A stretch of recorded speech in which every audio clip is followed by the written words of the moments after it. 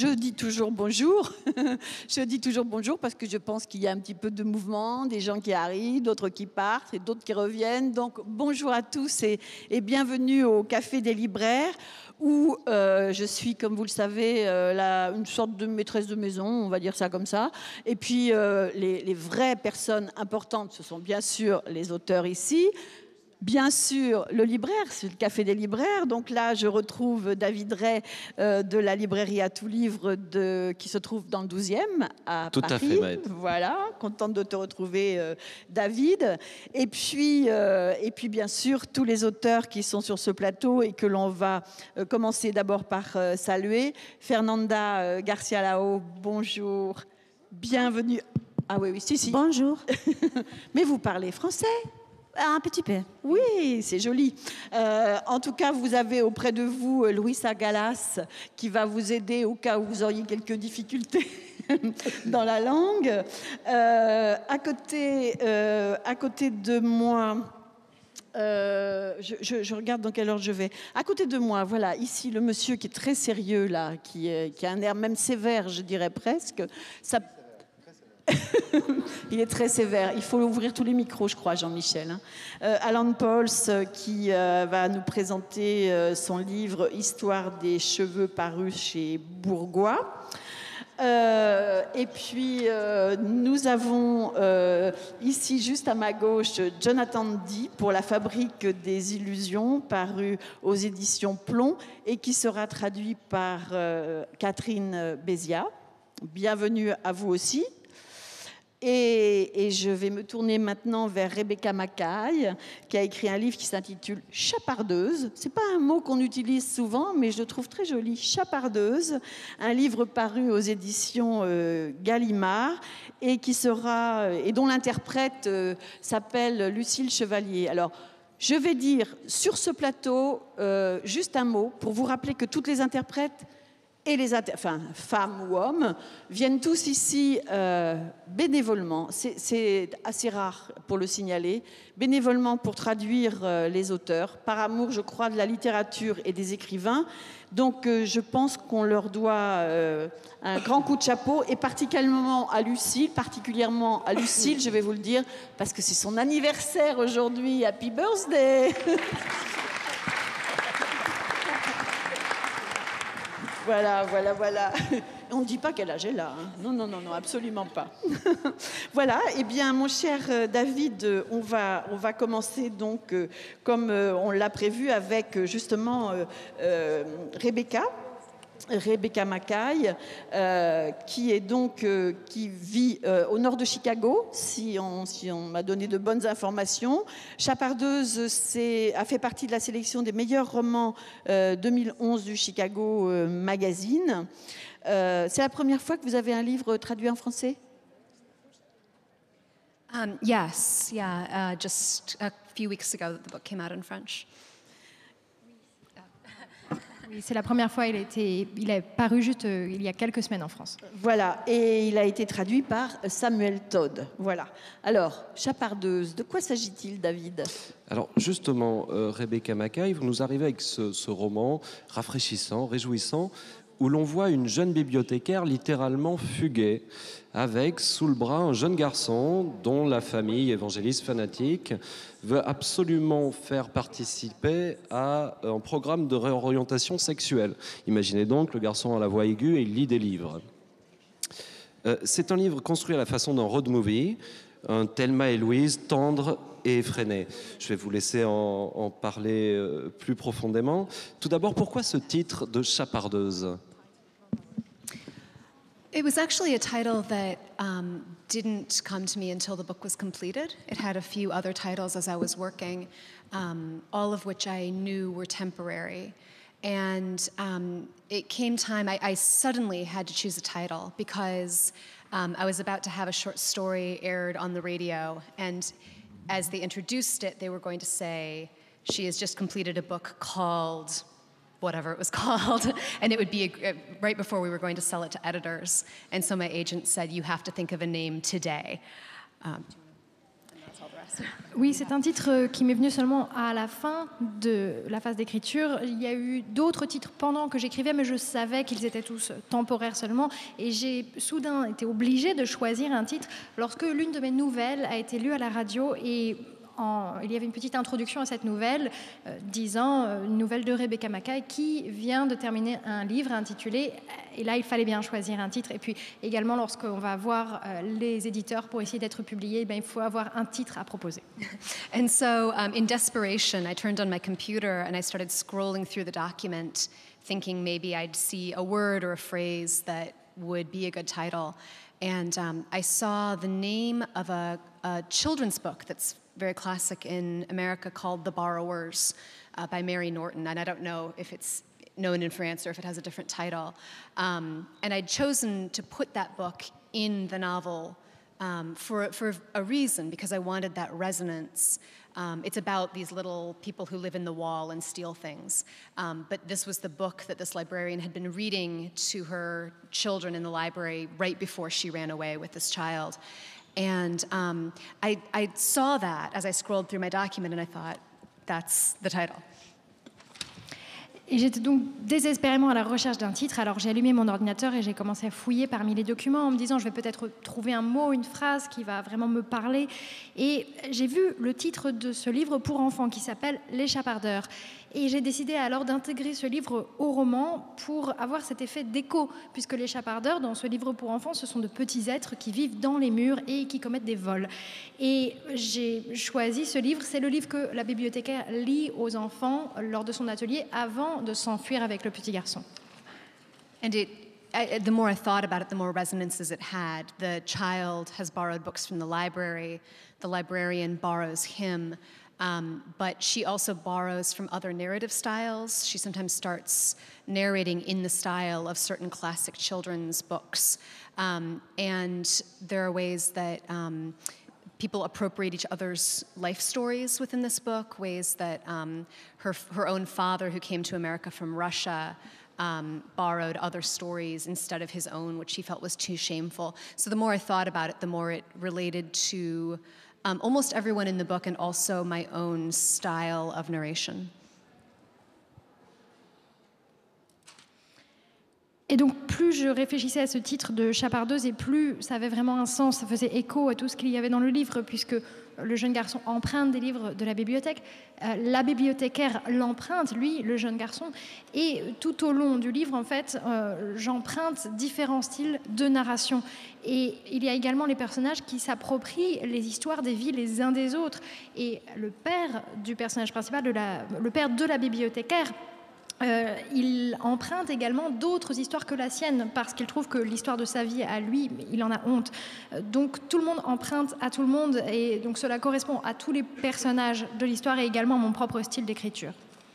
Alors pourquoi avoir choisi ce personnage de bibliothécaire? Justement à cause de ça, à cause de la richesse de tout ce qui l'environne, de toutes ces histoires qui sont dans les livres qui se trouvent dans la bibliothèque, de cette relation qu'elle a aussi avec les enfants à qui elle donne beaucoup, elle est très, très généreuse de ce qu'elle aime. Voilà pourquoi, comment avoir construit ce personnage? I didn't choose her for those reasons, but those are the reasons that it worked for me, and those are the reasons that I kept her. Je ne l'ai pas vraiment choisi pour ces raisons-là, mais effectivement, tout cela, ce sont des choses qui me parlent et ce sont les raisons qui m'ont fait garder ce personnage. And the reason I chose a library, I knew that I wanted sort of a third party. There's this child. There are his parents who are worried that he's homosexual and have put him into therapy to quote, cure him. So these two opposing forces. But I wanted that third point of view to make the triangle that makes stories work. And I wanted it to be someone this boy would trust and someone he might run away to. And I started thinking who that might be. And I thought at first a neighbor. I thought of a teacher, but I didn't think a child would really run away to school. And I thought about where I would have run if I had to when I was 10, and for me that would have been the library. But once I chose the librarian, that was when it became a book about stories, and the stories we tell ourselves and the stories we tell each other. La bibliothécaire, en fait, c'est ce troisième point de vue que je cherchais. Car il y a tout d'abord l'enfant, par ailleurs ses parents qui ont peur que l'enfant soit homosexuel et qui l'envoient dans un programme de thérapie contre l'homosexualité. Donc il y a cette opposition entre les deux. Et moi, je cherchais ce troisième point de vue, puisqu'il faut toujours 3 points de vue, 3 angles à un triangle pour que l'histoire fonctionne. Donc j'ai cherché quelqu'un en qui l'enfant aurait confiance, quelqu'un avec qui il pourrait s'enfuir. J'ai pensé tout d'abord à un voisin ou peut-être à un enseignant, mais je me suis dit que non, un enfant qui s'enfuit, il ne s'enfuirait pas vers l'école, ce n'est pas logique. Et je me suis dit, quand moi j'avais 10 ans, avec qui est-ce que j'aurais pu m'enfuir? Et j'ai pensé à une bibliothécaire. Et donc à partir de là, c'est devenu un livre sur les histoires qu'on raconte aux autres et les histoires qu'on se raconte à soi-même. Alors vous vous attaquez également très frontalement aux religieux évangélistes et au fanatisme de cette Église. Comment était perçu ce livre à sa sortie aux États-Unis? I don't think too many of them read it, of those people. Je ne pense pas que beaucoup de monde l'ait lu aux États-Unis. I wasn't setting out to change anyone's mind. I didn't think that was maybe possible in this kind of literary fiction. We have the expression in America, preaching to the choir, and talking to people who probably already agree with me, that this kind of therapy to change someone's sexuality is kind of a ridiculous idea.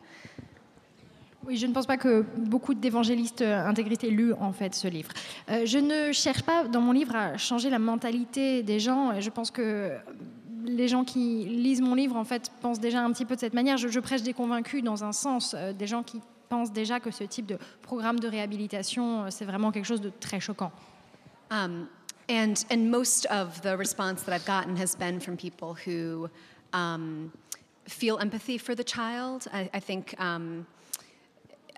most artists feel a deep empathy. That's what makes them artists, and that's what tends, in my mind, to make them more liberal also in their politics. And I wonder if that's true for readers and appreciators of art as well. Not to say that someone conservative doesn't have empathy, but for me, that empathy that I feel in my writing is very connected to the empathy I feel for others politically. Et la plupart des gens qui ont lu mon livre et qui m'en ont parlé m'ont dit qu'ils ressentaient énormément d'empathie pour cet enfant. Et je pense que la plupart des artistes ressentent une certaine empathie et c'est ce qui fait qu'ils se tournent vers l'art.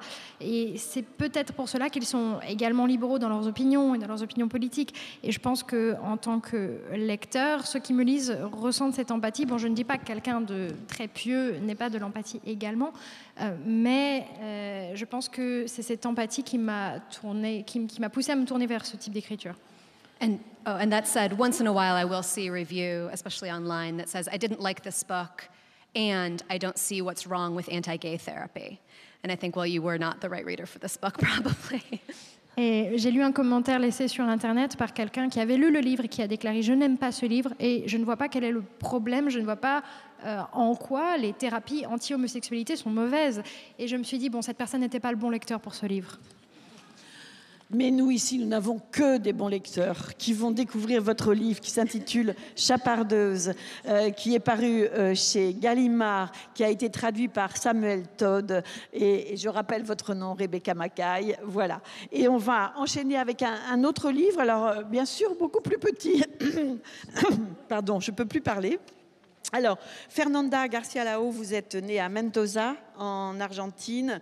Vous avez été contrainte avec votre famille de quitter le pays en 1976. Vous y êtes retournée en 1993. Vous êtes installée à Buenos Aires. Vous êtes actrice. Vous avez été l'une des grandes figures de la nouvelle scène littéraire sud-américaine. Vous êtes dramaturge également. Vous avez écrit des nouvelles, plusieurs romans, dont La fin de Maria Bernabé, La fin de Maria Bernabé et La parfaite autre chose, dont nous allons parler aujourd'hui, tous deux primés en Argentine et qui viennent de paraître à quelques mois d'intervalle dans une maison d'édition que je ne connaissais pas, qui s'appelle La Dernière Goutte. Voilà. Et on va parler de La parfaite autre chose, donc un livre qui a été traduit par Isabelle Gugnon. Tout à fait. Il faut d'ailleurs souligner le caractère absolument génial des éditions La Dernière Goutte, une petite maison qui est absolument remarquable. Fernanda Garcia-Lao, La parfaite autre chose, c'est le récit bourré d'humour et le récit d'humour noir, très noir. Et c'est un récit à tiroir, c'est l'histoire d'une enquête. Un meurtre vient d'être commis et 7 personnages relatifs à ce meurtre vont donner leur point de vue de la chose. Ce qui va faire la part belle, l'autre penchant les plus bas, les plus vils, la mauvaise foi la plus palpable de vos personnages. Ce qui est très intéressant, c'est que vous évoquez la faillite totale de la notion de famille. Les parents sont absolument infâmes, les enfants pâtissent. Expliquez-nous cette vision des choses. Bueno, es la visión que decido contar. No sé si es la visión personal que yo tengo de la familia. Y es una manera un poco descarnada de entender no solo la familia, sino la sexualidad y las creencias religiosas absurdas que a veces tienen que ver con lo erótico. En fait, ce n'est pas mon idée de la famille, mais c'est l'idée qu'a la famille du personnage, et c'est un peu décharné, et cette idée qu'elle s'est faite de cette situation. Ok. Alors, tu as parlé d'un meurtre au début du livre. Et c'est même un meurtre. Un meurtre, c'est toujours effectivement très brutal et très cruel. Particulièrement sanglant, avec un découpage. Enfin, on vous passe tout ça. Voilà. Peut-être que d'ailleurs Fernanda pourra nous en parler un peu mieux. C'est assez étonnant de vous regarder là, cette jeune femme tout à fait, qui semble tout à fait douce et qui écrit de pareilles choses.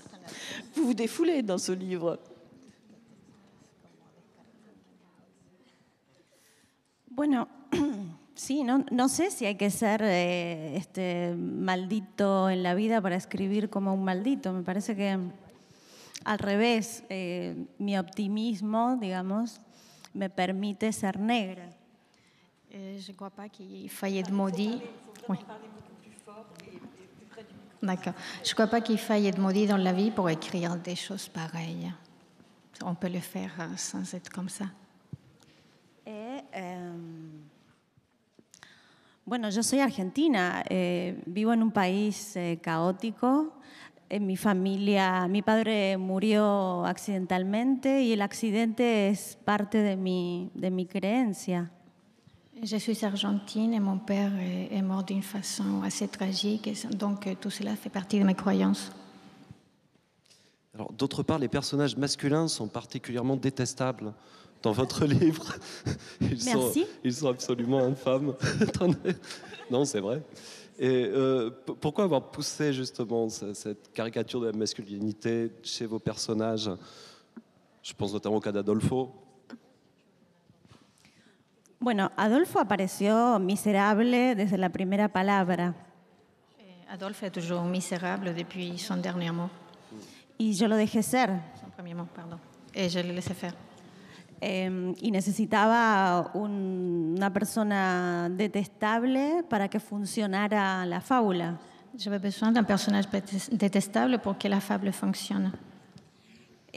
Por otro lado, hay muchos Adolfos.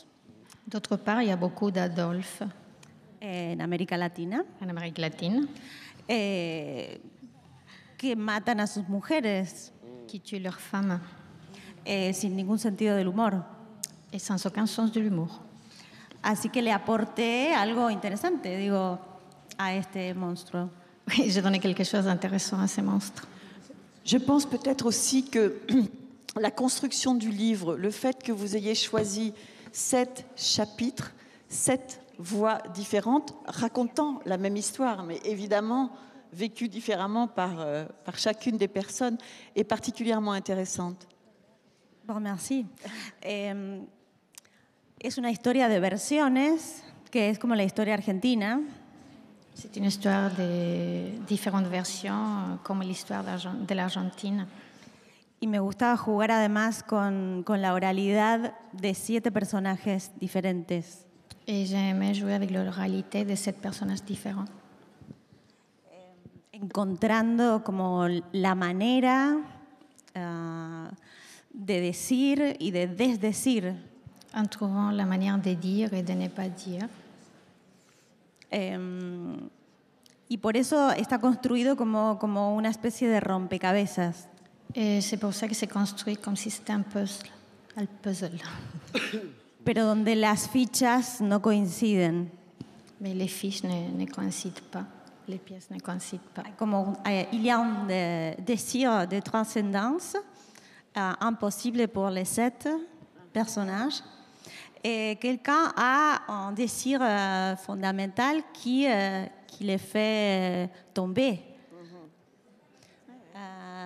Son sexe, la religiosité, l'amour. Bon, il y a un chien aussi qui est adorable. Et il y a quelqu'un qui tombe d'amour avec ce chien. Alors vous aurez compris que c'est un livre dont il n'est pas facile de parler. Tout à fait, dans le sens aussi Ça où arrive, on a 7 points de vue concentrés sur un même fait.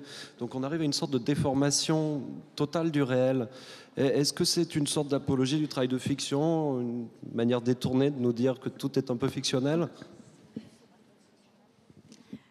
Bon, je ne sais pas si c'est une apologie. C'est la manière dont que j'adore écrire, ou que je peux écrire. Et mon père littéraire, ils sont tous des formes. Copy, Roberto Arlt, il y a beaucoup de déformités que j'adore.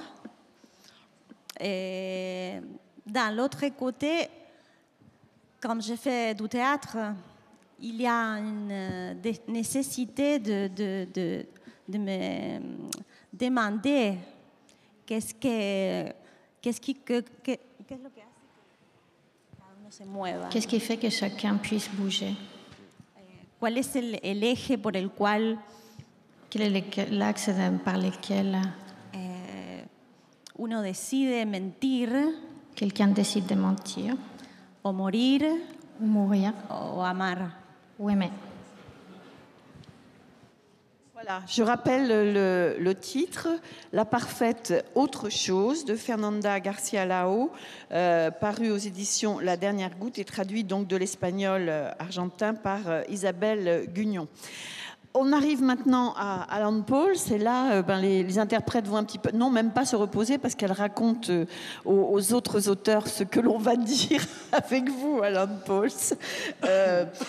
Donc voilà, je vais essayer de vous présenter, peut-être vous m'aiderez si jamais je n'ai pas assez d'informations. Vous êtes un écrivain argentin né à Buenos Aires. Vous êtes d'un père émigré allemand qui a fui le nazisme. Vous êtes professeur de théorie littéraire, traducteur, scénariste, critique de cinéma. Et vous avez publié plusieurs nouvelles et des romans, dont Le Passé. Et puis, juste avant celui-ci, il y a eu Histoire des larmes. Et aujourd'hui, nous allons parler d'un livre qui s'intitule Histoire des cheveux, qui a été traduit de l'espagnol par Serge Mestre. Alors, Histoire des larmes, Histoire des cheveux. Il y a une autre histoire qui va venir ensuite ? Oui, c'est l'histoire de l'argent. Ce sera le 3e volet de cette trilogie. Oui. Voilà, Alors, David. L'histoire des cheveux, c'est l'histoire d'un écrivain argentin. On vous reconnaît derrière ce personnage obsédé par sa coupe de cheveux, à tel point que ça en devient une aliénation totale. Vous arrivez au fil du récit, le personnage en souffre, il est conscient de cette aliénation. Et il va donc fouiller dans son histoire et va ressortir l'histoire de la junte militaire argentine, de la junte fasciste argentine.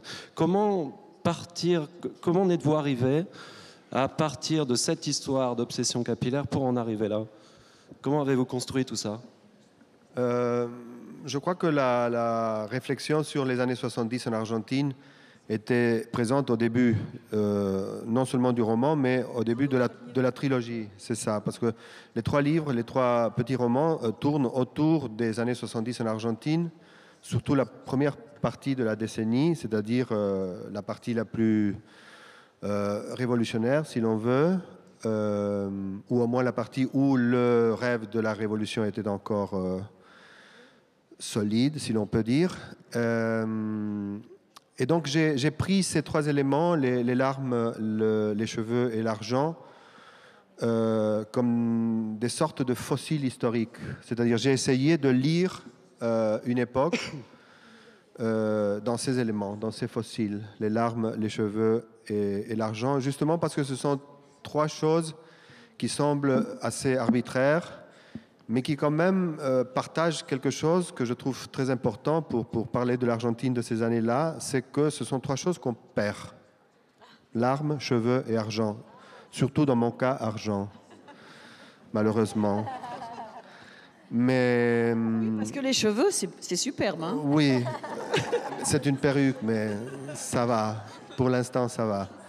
Et je crois que je voulais parler de l'Argentine des années 70, mais pas entrer dans cette époque par la porte principale, mais plutôt y entrer par des portes de service latérales, plus petites, plus mineures, si l'on veut.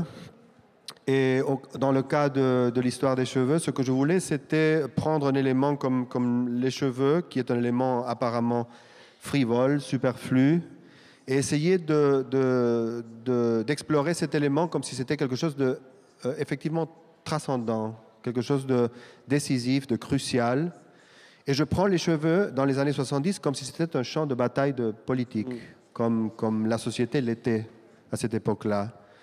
Donc, il y a dans le roman des chevelures, des coupes de cheveux qui sont progressistes, révolutionnaires, de gauche, etc. Et il y a des coupes et des cheveux qui sont plutôt bourgeoises, réactionnaires, conservatrices. Et le personnage se débat un peu entre ces alternatives. Il essaye d'avoir une coupe de cheveux révolutionnaire. Il essaye, bien entendu, d'avoir des cheveux afro, qui était un peu l'idéal radicalisé de l'époque. Il ne réussit pas. Et c'est là toute sa tragédie. Heureusement qu'il va y avoir cette rencontre avec ce coiffeur Celcio qui va... Oui, heureusement, mais c'est un roman aussi qui s'interroge sur une scène qui est assez stupide, mais qui, pour moi, ce sont justement les scènes stupides qui sont intéressantes. C'est la scène d'un homme en train de se faire couper les cheveux, qui est une scène pour moi vraiment comique et tragique. Je crois que les femmes ont résolu ce problème en faisant du salon de coiffure un espace social, un espace de conversation, de commérage, même de méchanceté, il faut l'avouer. Mais tandis que les hommes n'ont pas réussi à faire ça. C'est-à-dire, lorsqu'un homme va au coiffeur se faire couper les cheveux, il est complètement seul. C'est comme un duel de western. C'est lui et son image dans le miroir et le type. C'est parce que vous ne vous intéressez pas au football. Moi, je m'intéresse au football. Ah oui, parce que ça, c'est un sujet de conversation dans les salons de coiffure. Non.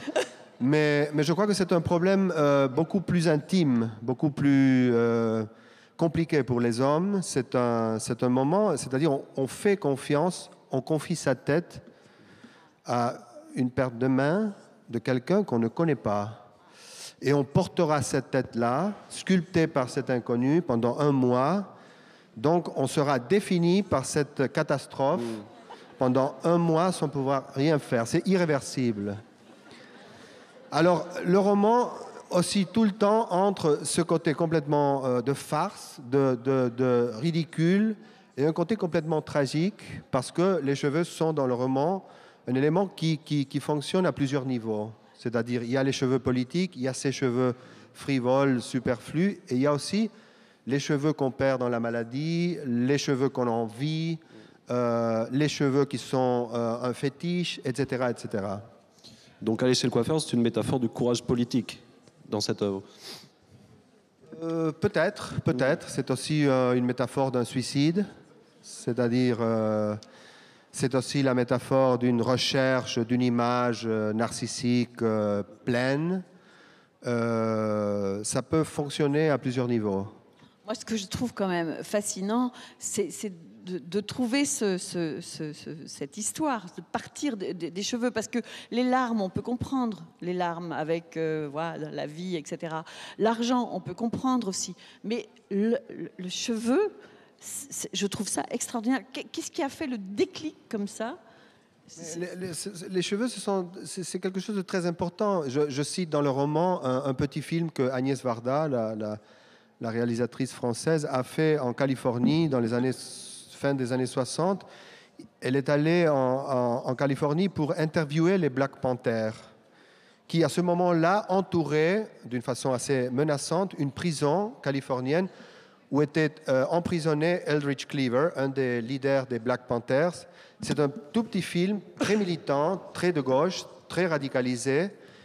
Il dure, je crois qu'il fait 15 minutes, et il y a, je crois que c'est la moitié du film, 7 minutes et demie, qui sont consacrées à discuter la valeur politique, de statement politique, de déclaration politique, qu'ont les cheveux afro. Donc vous voyez ces Black Panthers qui étaient vraiment des types pas du tout frivoles, et qui discutent la valeur des gilets de cuir noir, des bottes et de la coiffure afro, comme si c'était vraiment, comme s'ils discutaient le manifeste du Parti communiste. Donc les cheveux, c'est quelque chose d'important, c'est un objet culturel, je le vois comme ça dans le roman, c'est quelque chose de biologique, c'est organique, ça fait partie du corps. Évidemment, c'est quelque chose de très important parce que toutes les mères coupent une mèche de cheveux lorsque leurs enfants naissent et gardent ces cheveux comme si c'était de l'or, plus que l'or, parce que ça ne perd pas de la valeur. Tandis que nous, on vieillit, les cheveux qu'on nous a coupés lorsqu'on avait 6 mois demeurent intacts.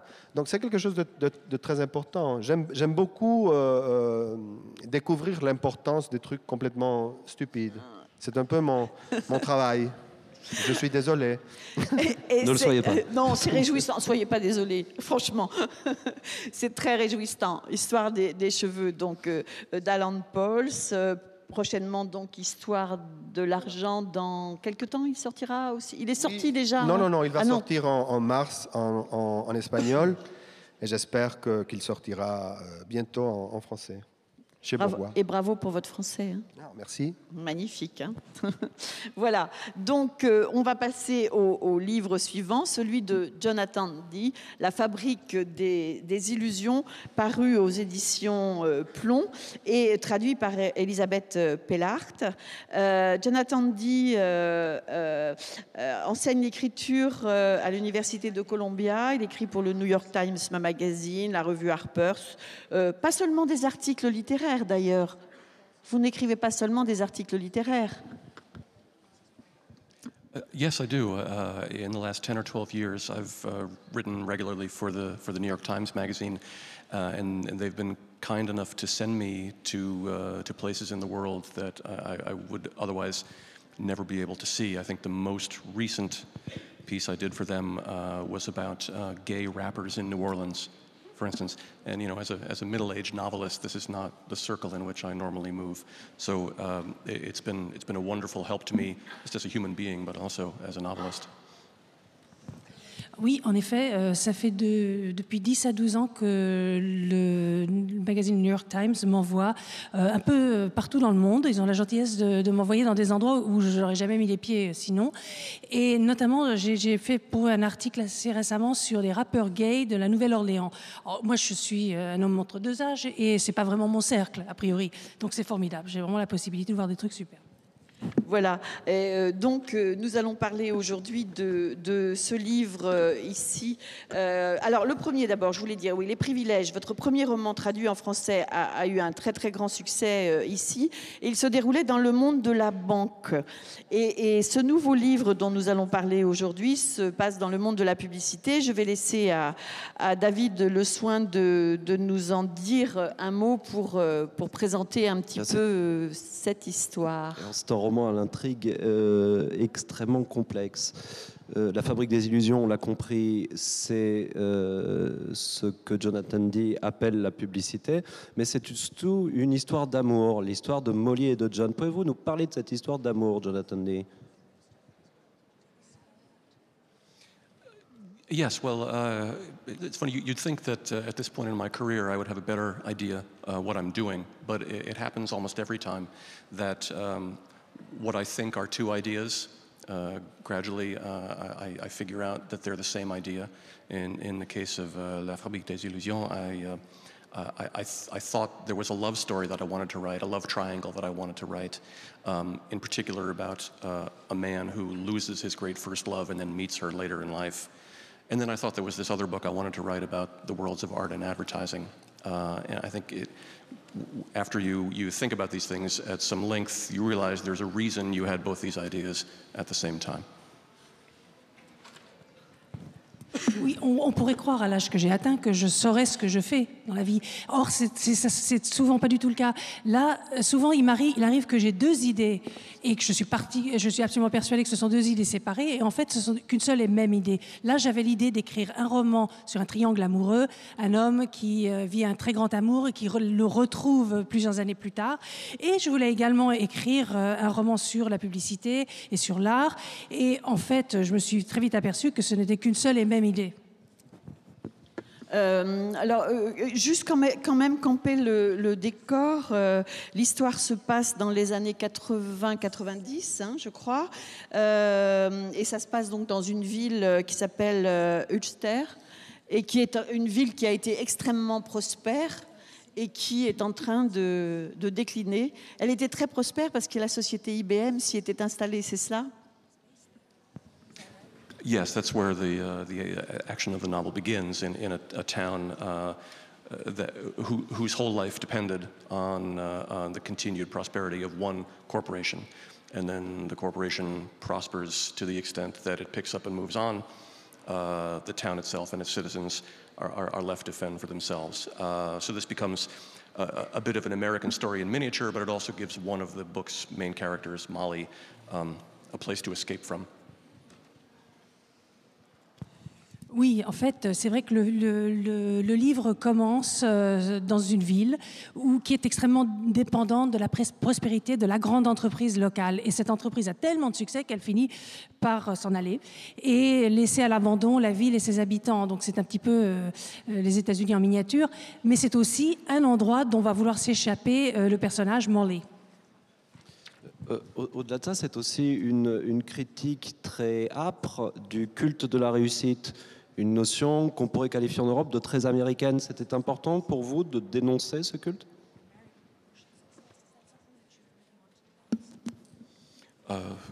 No, although I suddenly I feel like Barack Obama. Sorry, sorry, Mike. I don't think it was a critique of success in particular. It was. It took ideas about the convergence of the artistic world and the commercial world, and tried to follow them to a logical extreme. And it's true that things don't work out so well in that regard in the end. But I think it was, to me, more a novel about sensibility and about the incursion of commercial language into other areas of American life. Non, pas vraiment, mais bon, en fait, je pense que c'est plutôt l'idée de la convergence entre l'art d'une part et l'environnement commercial d'autre part, qui menait au bout de sa logique, forcément ça ne peut pas marcher. Non, c'est plutôt une histoire de sensibilité et de langage commercial qui envahit tous les recoins de la vie aux États-Unis. Alors, moi, j'aimerais qu'on revienne sur le caractère de Molly, qui est une... dès le début, je trouve, dès l'enfance, elle semble être un personnage un petit peu à part. Alors, je ne sais pas, moi, je la sens un peu comme quelqu'un qui se regarde vivre plus qu'elle ne vit, parce qu'elle prend des décisions quand elle grandit, bien sûr, et non des moindres, perdre sa virginité, par exemple. Ça semble presque être plus motivé par la curiosité de ce que cela va entraîner que par la passion qu'elle peut éprouver pour son partenaire, par exemple. Je me trompe ? No, that's correct. I would say that in addition to simple curiosity, she also has a destructive impulse that surfaces from time to time. She's interested in her power and its exercise, and as she grows older, that power first manifests itself sexually. But as the novel goes on, she becomes more and more a figure defined by the things that she won't do, that she won't take part in. She doesn't work, for instance. She doesn't create. She cultivates an air of mystery, and because she can't be possessed, the men in the novel gradually become obsessed with trying to possess her. Non, c'est tout à fait vrai, mais outre ce sentiment de curiosité, je pense qu'elle est aussi...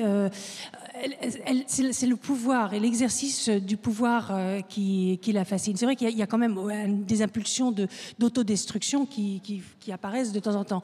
Mais ce qui l'intéresse surtout, c'est le pouvoir et comment il peut s'exercer. Et à mesure qu'elle grandit, le pouvoir, il s'exerce tout d'abord sexuellement.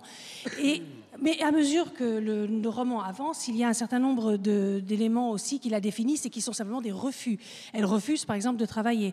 Elle a quelque chose d'extrêmement mystérieux. On ne peut pas la posséder. Et comme on ne peut pas la posséder, évidemment, les hommes sont obsédés par elle. Alors il y a l'autre personnage, donc ce personnage justement, John, qui va travailler, qui va rentrer dans une célèbre boîte de publicité et qui va avoir une relation tout à fait particulière avec l'un des associés de cette boîte. C'est aussi un peu un livre sur les rapports dominant-dominé, non ?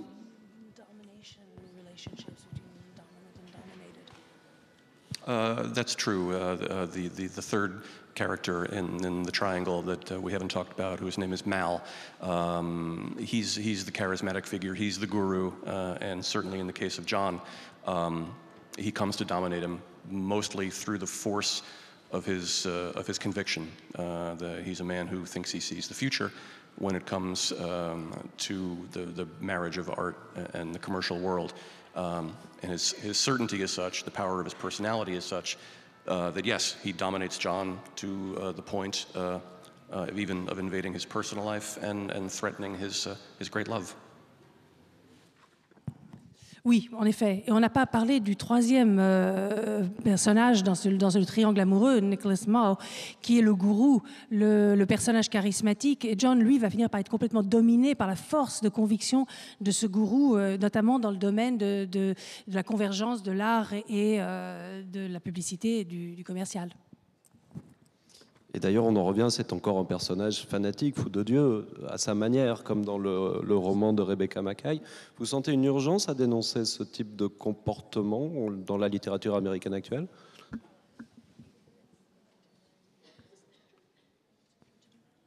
Which type of behavior are you referring to?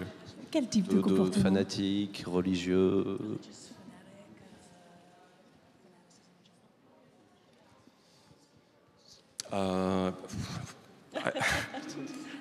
Well, it's easy to denounce religious fanatics, but I'm still trying to figure out the nature of the question. I think that people who have a great conviction about being able to see the future are dangerous by their nature. I think that as regards Mal Osborne, that's probably as far as I'm willing to go. I don't think I can make the case for Mal as his creator for his ideals, but I think they're genuine ideals. I think there's nothing false or cynical about Mal. He's not wearing any kind of a mask. I just don't happen to agree with what he believes in.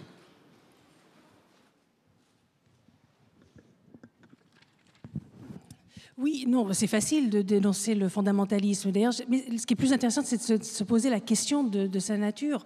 En fait, je pense que toute personne très charismatique et qui prétend voir l'avenir est dangereuse. Mais j'irai pas plus loin. Et dans le cas de mon personnage, que j'ai après tout créé, je peux le défendre. Parce qu'après tout, c'est vrai qu'il est charismatique. C'est vrai que je suis pas d'accord avec ce qu'il dit. Mais il n'est ni simpliste, ni hypocrite. Je veux dire, il est sincère, il y croit. C'est vrai, il y y croit. Vous parlez là d'Osborne, donc un des personnages que l'on découvre dans ce livre. Ils sont nombreux, hein, c'est pas absolument évident. Le livre est gros, donc il y a plein d'histoires dans l'histoire. Il faut les découvrir.